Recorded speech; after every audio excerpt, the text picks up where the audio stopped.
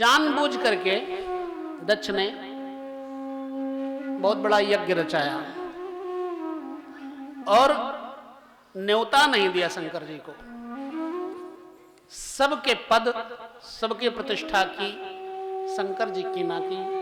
भगवती पार्वती, भगवती सती शंकर जी के पास आई। बिना इस कथा को सुने आगे प्रवेश नहीं हो सकता, क्योंकि वैराग्य के बिना पूर्णतया प्रेम नहीं मिल पाता। भगवान कृष्ण क्या है? प्रेम है साक्षात। भगवान शंकर कैलाश पे आए, सती जी ने देखा विमानों से देवी देवता अप्सराएं जा रही हैं। कुछ अप्सराओं ने तो आकर के सती से बताया भी कि तुम्हारे पति ने बहुत बड़ा यज्ञ किया है। सती ने अपने पति शिव से कहा कि प्रभु, माता पिता गुरु इनके पास जाना चाहिए जब कोई अच्छा काम करे बिना बुलाए भी।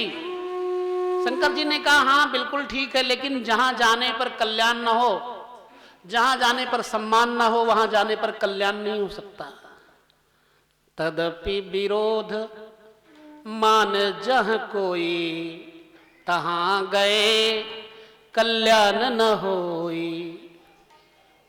कहा ठीक है, वहां अपमान होगा, इसलिए तुम माननी हो मत जाओ। सती जी ने कहा आज्ञा दो नाथ, मेरा मन करता पिता के यज्ञ में जरूर जाऊं। तो कहा ठीक है देवी। नंदी भृंगी को कहा तुम साथ में जाओ, सती अकेले न जाएं। शंकर जी ने कहा अब जा रही तो वापस नहीं आएंगी। समझ लिया अंदर ही अंदर। रामचरितमानस कभी राम कथा का श्रवण करना, उसमें विस्तार है। सती जी नंदी पर सवार होकर के चली, जाकर यज्ञ में पहुंची, पिता के यज्ञ में। एक मां प्रेम से मिली। बहन ने तो जैसे मजाक उड़ाया हो। सादर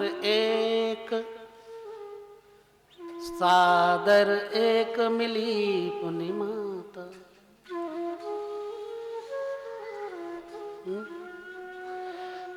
लेकिन भगिनी मिली बहुत मुस्काता। सादर भले ही मिली एक माता। माता से कहा माता मेरा मन करता है कि मैं यज्ञ का निरीक्षण कर लूं। सो गई, चारों तरफ घूमकर देखा कहीं शंकर जी का भाग नहीं। सती को बड़ा दुख हुआ। सती जी ने कहा है पिता दक्ष, तुम दक्ष नहीं अदक्ष हो। जहां शिव जी का भाग नहीं दिया जाता वो भाग नहीं, वो भोग हो जाता है और तुम्हें इसका भोग करना पड़ेगा। मैं अपने शरीर को भस्म कर दूंगी। तुम्हारे शुक्र से ये मेरा शरीर उत्पन्न हुआ है, इसलिए मैं शरीर को नहीं रखूंगी। और उत्तर की ओर मुख कर करके बैठ गई हिमालय में। उत्तर की तरफ मुख करके योग अग्नि से अग्नि प्रकट की और वही भस्म हो गई।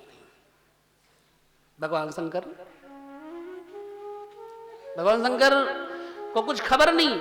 वहां सप्तर्षियों को भगवान शंकर उपदेश दे रहे। श्रृंगी भिंगी नंदी मारपीट करने लग गए। तो जब जहां ज्यादा लोग हों वहां थोड़े की कहां चलती।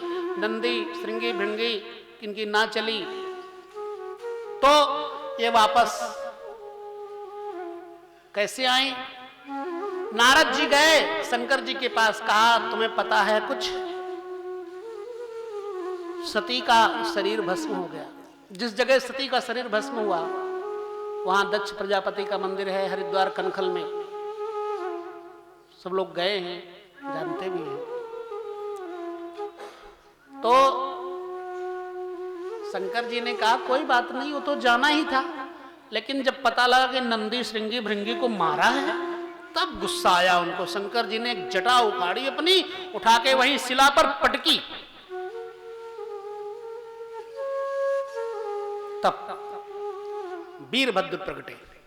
वीरभद्र से कहा जाओ और दक्ष का यज्ञ विध्वंस कर दो। वीरभद्र वहां से चले तो दिशाओं से कंपन होने लग गया,